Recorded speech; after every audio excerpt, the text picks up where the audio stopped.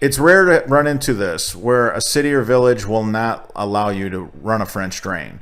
If you're on a lake or a community that's predominantly on the lake, the worries are you're going to be trying to drain the lake out and running it to the storm drain, and the system's going to become overwhelmed with water. This was inland far enough and at an elevation to where there was no threat of draining the lake. So I'm out to help this homeowner. That's what I do. So I'm going to show you what we ended up doing just to satisfy the building department, because I believe every man has the right to protect his castle. And as you know, we're here to help the homeowners, whether you're a DIYer doing it yourself or whether you're hiring this out. This is what you can do so that you can rid yourself of, look at all that water, it's just crazy. This gentleman has a sump pump line over here that has to be ran out to that yard. That's just going to add to that.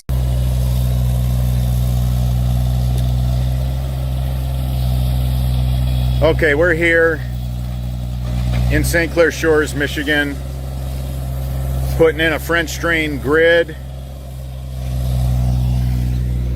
Also, this sump line used to run out the front of the house and it would ice up the sidewalk.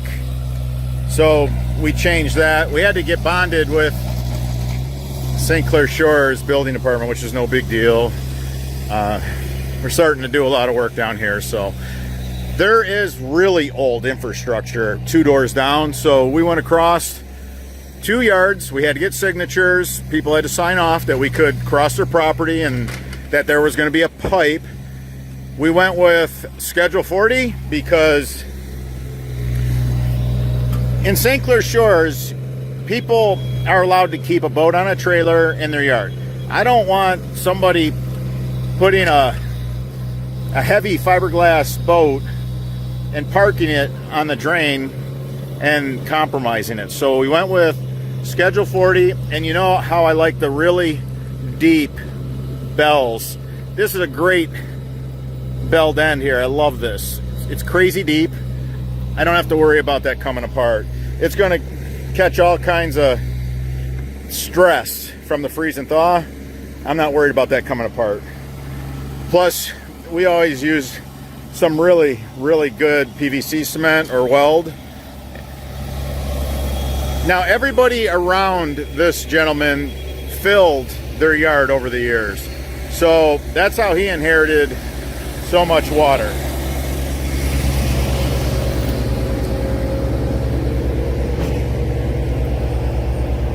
All right, so that's a run right there. I just want you to realize it's done. That's how clean, look at this.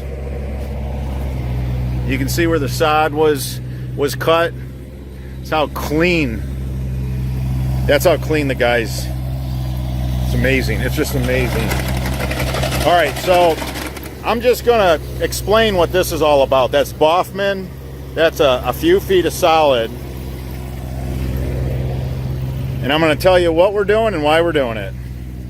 You know I hate these things. St. Clair Shores does not allow French drains. Can you believe that? I mean, can you believe that?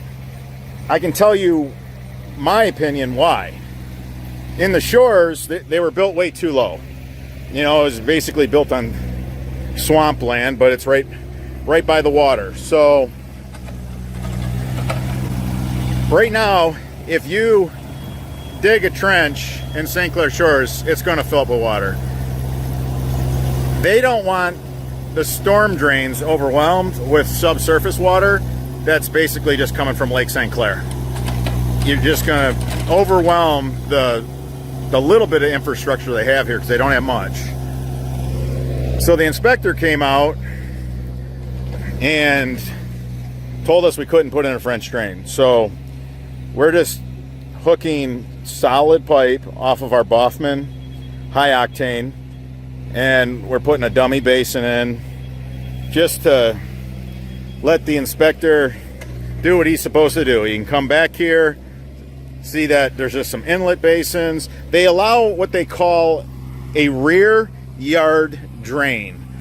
which is surface water only, no subsurface water. So I believe that every man has the right to protect his castle. And with what this guy's been living with, yeah. So here we are. That's the story on that. But as you can see, Scott's not screwing around over here. He's got... Now we're getting our hands on what's known as 1 3/4 cobble. Moving a lot of water. Moving a lot of water. So remember what a French drain grid is. We have a line here. We got a line here. Valentina already placed the sod back on half of that line. See, so the guys are working their way out. I mean, these guys work methodically. It is just crazy. And the sump line is going to tie in too. So we're going to get all the water out of here. And this guy's going to get his backyard back. Even though the neighbors, they all brought in dirt. Look at the bottom of the fence right there. Look at this, how this goes. Isn't that crazy? I mean, there's dirt right to there. So, you know, there's this constant battle where everybody's bringing dirt in. And at some point, somebody's got to say, you know what? You know, I'm just going to put a drain in and get all our water evacuated out of here. So, and that's what this guy did. This guy, stand-up guy, his neighbors should applaud. I mean, he's putting up the money to basically drain. Instead of coming in here and bringing 60 yards of dirt, and now everybody's back on that again. And then eventually what happens? The fences look about 3 feet tall, and they're heading that way already. So, no, I'm real happy with what the guys have done here. And yeah, that drain. So we had to go through this yard into the corner of this yard and tap into some crazy old infrastructure.